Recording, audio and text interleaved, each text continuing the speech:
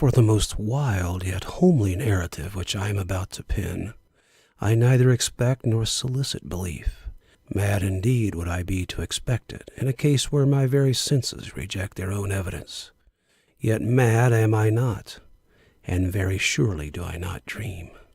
But tomorrow I die, and today I would unburthen my soul.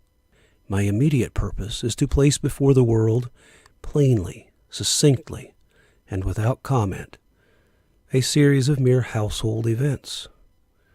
In their consequences, these events have terrified, have tortured, have destroyed me. Yet I will not attempt to expound them. To me they have presented little but horror. To many they will seem less terrible than Baroque's. Hereafter, perhaps, some intellect may be found which will reduce my phantasm to the commonplace, some intellect more calm, more logical, and far less excitable than my own, which will perceive, in the circumstances I detail with awe, nothing more than an ordinary succession of very natural causes and effects. From my infancy I was noted for the docility and humanity of my disposition. My tenderness of heart was even so conspicuous as to make me the jest of my companions. I was especially fond of animals, and was indulged by my parents with a great variety of pets. With these I spent most of my time, and never was so happy as when feeding and caressing them. This peculiarity of character grew with my growth, and in my manhood I derived from it one of my principal sources of pleasure. To those who have cherished an affection for a faithful and sagacious dog, I need hardly be at the trouble of explaining the nature or the intensity of the gratification thus derivable. There is something in the unselfish and self-sacrificing love of a brute which goes directly to the heart of him who has had frequent occasion to test the paltry friendship and gossamer fidelity of mere man. I married early and was happy to find in my wife a disposition not uncongenial with my own. Observing my partiality for domestic pets, she lost no opportunity of procuring those of the most agreeable kind. We had birds, goldfish, a fine dog, rabbits, a small monkey, and a cat. This latter was a remarkably large and beautiful animal, entirely black and sagacious to an astonishing degree. In speaking of his intelligence, my wife, who at heart was not a little tinctured with superstition, made frequent allusion to the ancient popular notion, which regarded all black cats as witches in disguise. Not that she was ever serious upon this point, and I mention the matter at all for no better reason than that it happens, just now, to be remembered. Pluto, this was the cat's name, was my favorite pet and playmate. I alone fed him, and he attended me wherever I went about the house. It was even with difficulty that I could prevent him from following me through the streets. Our friendship lasted in this manner for several years, during which my general temperament and character, through the instrumentality of the fiend Intemperance, had, I blush to confess it, experienced a radical alteration for the worse. I grew, day by day, more moody, more irritable, more regardless of the feelings of others. I suffered myself to use intemperate language to my wife. At length I even offered her personal violence. My pets, of course, were made to feel the change in my disposition. I not only neglected but ill-used them. For Pluto, however, I still retained sufficient regard to restrain me from maltreating him, as I made no scruple of maltreating the rabbits, the monkey, or even the dog, when by accident or through affection they came in my way. But my disease grew upon me, for what disease is like alcohol? And at length even Pluto, who was now becoming old and consequently somewhat peevish, even Pluto began to experience the effects of my ill temper. One night, returning home, much intoxicated, from one of my haunts about town, I fancied that the cat avoided my presence. I seized him when, in his fright at my violence, he inflicted a slight wound upon my hand with his teeth. The fury of a demon instantly possessed me. I knew myself no longer. My original soul seemed at once to take its flight from my body, and a more than fiendish malevolence, gin-nurtured, thrilled every fiber of my frame. I took from my waistcoat pocket a penknife, opened it, grasped the poor beast by the throat, and deliberately cut one of its eyes from the socket. I blush, I burn, I shudder while I pen the damnable atrocity. When reason returned with the morning, when I had slept off the fumes of the night's debauch, I experienced a sentiment half of horror, half of remorse, for the crime of which I had been guilty. But it was, at best, a feeble and equivocal feeling, and the soul remained untouched. I again plunged into excess, and soon drowned in wine all memory of the deed. In the meantime, the cat slowly recovered. The socket of the lost eye presented, it is true, a frightful appearance, but he no longer appeared to suffer any pain. He went about the house as usual, but, as might be expected, fled in extreme terror at my approach. I had so much of my old heart left as to be at first grieved by this evident dislike on the part of a creature which had once so loved me. But this feeling soon gave place to irritation, and then came, as if to my final and irrevocable overthrow, the spirit of perverseness. Of this spirit philosophy takes no account. Yet I am not more sure that my soul lives than I am that perverseness is one of the primitive impulses of the human heart, one of the indivisible primary faculties or sentiments which give direction to the character of man. Who has not 100 times found himself committing a vile or a silly action for no other reason than because he knows he should not? Have we not a perpetual inclination, in the teeth of our best judgment, to violate that which is law, merely because we understand it to be such? This spirit of perverseness, I say, came to my final overthrow.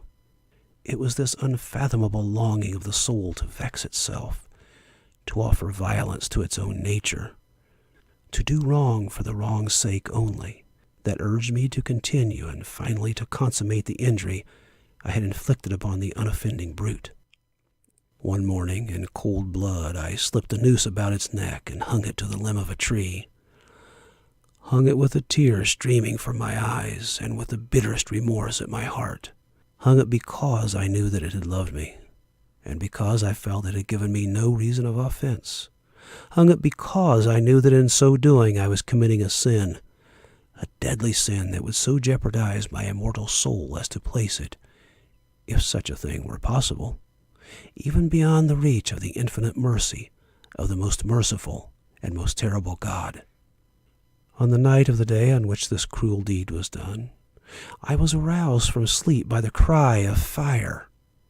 The curtains of my bed were in flames, the whole house was blazing.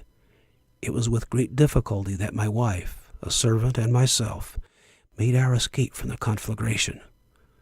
The destruction was complete. My entire worldly wealth was swallowed up, and I resigned myself thenceforward to despair. I am above the weakness of seeking to establish a sequence of cause and effect between the disaster and the atrocity, but I am detailing a chain of facts, and wish not to leave even a possible link imperfect. On the day succeeding the fire, I visited the ruins. The walls, with one exception, had fallen in. This exception was found in a compartment wall, not very thick, which stood about the middle of the house, and against which had rested the head of my bed.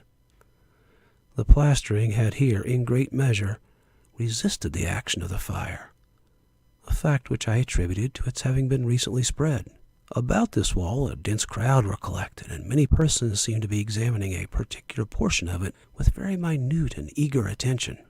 The words strange, singular, and other similar expressions excited my curiosity.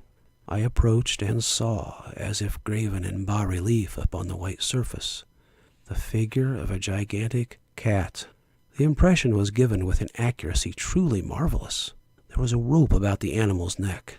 When I first beheld this apparition, for I could scarcely regard it as less, my wonder and my terror were extreme. But at length reflection came to my aid. The cat, I remembered, had been hung in a garden adjacent to the house. Upon the alarm of the fire, this garden had been immediately filled by the crowd. by some, one of whom the animal must have been cut from the tree and thrown through an open window into my chamber. This had probably been done with the view of arousing me from sleep. The falling of other walls had compressed the victim of my cruelty into the substance of the freshly spread plaster, the lime of which, with the flames and the ammonia from the carcass, had then accomplished the portraiture as I saw it. Although I thus readily accounted to my reason, if not altogether to my conscience, for the startling fact just detailed, it did not the less fail to make a deep impression upon my fancy. For months I could not rid myself of the phantasm of the cat. And during this period there came back into my spirit a half-sentiment that seemed, but was not, remorse. I went so far as to regret the loss of the animal, and to look about me, among the vile haunts which I now habitually frequented, for another pet of the same species, and of somewhat similar appearance, with which to supply its place. One night, as I sat, half stupefied, in a den of more than infamy, my attention was suddenly drawn to some black object reposing upon the head of one of the immense hogsheads of gin or of rum, which constituted the chief furniture of the apartment. I had been looking steadily at the top of this hogshead for some minutes, and what now caused me surprise was the fact that I had not sooner perceived the object thereupon. I approached it and touched it with my hand. It was a black cat, a very large one, fully as large as Pluto, and closely resembling him in every respect but one. Pluto had not a white hair upon any portion of his body, but this cat had a large, although indefinite, splotch of white, covering nearly the whole region of the breast. Upon my touching him, he immediately arose, purred loudly, rubbed against my hand, and appeared delighted with my notice. This, then, was the very creature of which I was in search. I at once offered to purchase it of the landlord, but this person made no claim to it, knew nothing of it, had never seen it before. I continued my caresses, and when I prepared to go home, the animal evinced a disposition to accompany me. I permitted it to do so, occasionally stooping and patting it as I proceeded. When it reached the house, it domesticated itself at once, and became immediately a great favorite with my wife. For my own part, I soon found a dislike to it arising within me. This was just the reverse of what I had anticipated, but I know not how or why it was. Its evident fondness for myself rather disgusted and annoyed. By slow degrees, these feelings of disgust and annoyance rose into the bitterness of hatred. I avoided the creature, a certain sense of shame and the remembrance of my former deed of cruelty preventing me from physically abusing it. I did not, for some weeks, strike or otherwise violently ill-use it, but gradually, very gradually, I came to look upon it with unutterable loathing, and to flee silently from its odious presence as from the breath of a pestilence. What added, no doubt, to my hatred of the beast was the discovery, on the morning after I brought it home, that, like Pluto, it also had been deprived of one of its eyes. This circumstance, however, only endeared it to my wife, who, as I have already said, possessed in a high degree that humanity of feeling which had once been my distinguishing trait, and the source of many of my simplest and purest pleasures. With my aversion to this cat, however, its partiality for myself seemed to increase. It followed my footsteps with a pertinacity which would be difficult to make the reader comprehend.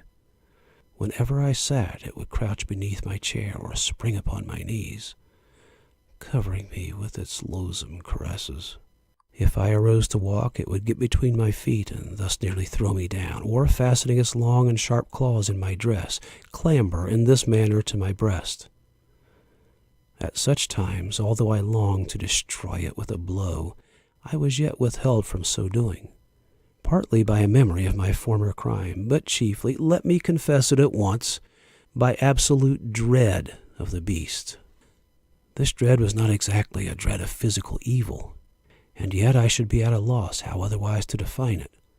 I am almost ashamed to own, yes, even in this felon's cell, I am almost ashamed to own that the terror and horror with which the animal inspired me had been heightened by one of the merest chimeras it would be possible to conceive. My wife had called my attention, more than once, to the character of the mark of white hair, of which I have spoken, and which constituted the sole visible difference between the strange beast and the one I had destroyed. The reader will remember that this mark, although large, had been originally very indefinite, but by slow degrees nearly imperceptible, and which for a long time my reason struggled to reject as fanciful, it had at length assumed a rigorous distinctness of outline. It was now the representation of an object that I shudder to name, and for this, above all, I loathed and dreaded, and would have rid myself of the monster had I dared.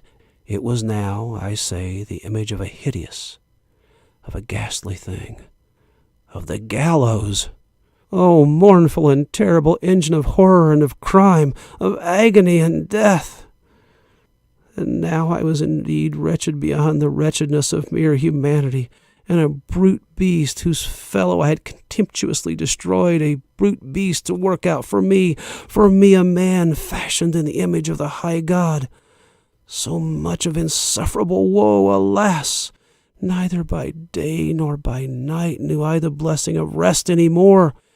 During the former the creature left me no moment alone, and in the latter I started hourly from the dreams of unutterable fear to find the hot breath of the thing upon my face, and its vast weight, an incarnate nightmare that I had no power to shake off, incumbent eternally upon my heart. Beneath the pressure of torments such as these, the feeble remnant of the good within me succumbed. Evil thoughts became my sole intimates, the darkest and most evil of thoughts. The moodiness of my usual temper increased to hatred of all things and of all mankind, while from the sudden, frequent, and ungovernable outburst of a fury to which I now blindly abandoned myself, my uncomplaining wife, alas, was the most usual and the most patient of sufferers. One day she accompanied me upon some household errand into the cellar of the old building which our poverty compelled us to inhabit. The cat followed me down the steep stairs, and, nearly throwing me headlong, exasperated me to madness, uplifting an axe and forgetting in my wrath the childish dread which had hitherto stayed my hand. I aimed a blow at the animal, which, of course, would have proved instantly fatal had it descended as I wished. But this blow was arrested by the hand of my wife. Goaded by the interference into a rage more than demoniacal, I withdrew my arm from her grasp and buried the axe in her brain. She fell dead upon the spot, without a groan. This hideous murder accomplished, I set myself forthwith, and with entire deliberation, to the task of concealing the body. I knew that I could not remove it from the house, either by day or by night, without the risk of being observed by the neighbors. Many projects entered my mind. At one period I thought of cutting the corpse into minute fragments and destroying them by fire. At another I resolved to dig a grave for it in the floor of the cellar. Again I deliberated about casting it into the well in the yard, about packing it in a box as if merchandise, with the usual arrangements, and so getting a porter to take it from the house. Finally, I hit upon what I considered a far better expedient than either of these. I determined to wall it up in the cellar, as the monks of the Middle Ages are recorded to have walled up their victims. For a purpose such as this, the cellar was well adapted. Its walls were loosely constructed and had lately been plastered throughout with a rough plaster, which the dampness of the atmosphere had prevented from hardening. Moreover, in one of the walls was a projection, caused by a false chimney or fireplace that had been filled up and made to resemble the rest of the cellar. I made no doubt that I could readily displace the bricks at this point, insert the corpse, and wall the whole up as before, so that no eye could detect anything suspicious. And in this calculation I was not deceived. By means of a crowbar I easily dislodged the bricks, and, having carefully deposited the body against the inner wall, I propped it in that position while, with little trouble, I relaid the whole structure as it originally stood, having procured mortar, sand, and hair. With every possible precaution, I prepared a plaster which could not be distinguished from the old, and with this I very carefully went over the new brickwork. When I had finished, I felt satisfied that all was right. The wall did not present the slightest appearance of having been disturbed. The rubbish on the floor was picked up with the minutest care. I looked around triumphantly and said to myself, "Here, at least, then, my labor has not been in vain." My next step was to look for the beast which had been the cause of so much wretchedness, for I had at length firmly resolved to put it to death. Had I been able to meet with it at the moment, there could have been no doubt of its fate. But it appeared that the crafty animal had been alarmed at the violence of my previous anger, and forbore to present itself in my present mood. It is impossible to describe or to imagine the deep, blissful sense of relief which the absence of the detested creature occasioned in my bosom. It did not make its appearance during the night, and thus for one night at least, since its introduction into the house, I soundly and tranquilly slept. I slept even with the burden of murder upon my soul. The second and the third day passed, and still my tormentor came not. Once again I breathed as a free man. The monster, in terror, had fled the premises forever. I should behold it no more. My happiness was supreme. The guilt of my dark deed disturbed me but little. Some few inquiries had been made, but these had been readily answered. Even a search had been instituted, but of course nothing was to be discovered. I looked upon my future felicity as secured. Upon the fourth day of the assassination, a party of the police came, very unexpectedly, into the house, and proceeded again to make rigorous investigation of the premises. Secure, however, in the inscrutability of my place of concealment, I felt no embarrassment whatever. The officers bade me accompany them in their search. They left no nook or corner unexplored. At length, for the third or fourth time, they descended into the cellar. I quivered not in a muscle. My heart beat calmly as that of one who slumbers in innocence. I walked the cellar from end to end. I folded my arms upon my bosom and roamed easily to and fro. The police were thoroughly satisfied and prepared to depart. The glee at my heart was too strong to be restrained. I burned to say if but one word by way of triumph, and to render doubly sure their assurance of my guiltlessness. "Gentlemen," I said at last, as the party ascended the steps, "I delight to have allayed your suspicions. I wish you all health and a little more courtesy. By the by, gentlemen, this is a very well-constructed house." In the rabid desire to say something easily, I scarcely knew what I uttered at all. "I may say an excellently well-constructed house. These walls are you going, gentlemen? These walls are solidly put together." And here, through the mere frenzy of bravado, I rapped heavily, with a cane which I held in my hand, upon that very portion of the brickwork, behind which stood the corpse of the wife of my bosom. But may God shield and deliver me from the fangs of the arch-fiend. No sooner had the reverberation of my blows sunk into silence than I was answered by a voice from within the tomb, by a cry at first muffled and broken like the sobbing of a child, and then quickly swelling into one long, loud, and continuous scream, utterly anonymous and inhuman, a howl, a wailing shriek, half of horror and half of triumph, such as might have arisen only out of hell, conjointly from the throats of the damned in their agony, and of the demons that exult in the damnation. Of my own thoughts it is folly to speak. Swooning, I staggered to the opposite wall. For one instant the party upon the stairs remained motionless, through extremity of terror and of awe. In the next, a dozen stout arms were toiling at the wall. It fell bodily. The corpse, already greatly decayed and clotted with gore, stood erect before the eyes of the spectators. Upon its head, with red extended mouth and solitary eye of fire, sat the hideous beast whose craft had seduced me into murder, and whose informing voice had consigned me to the hangman. I had walled up the monster within the tomb.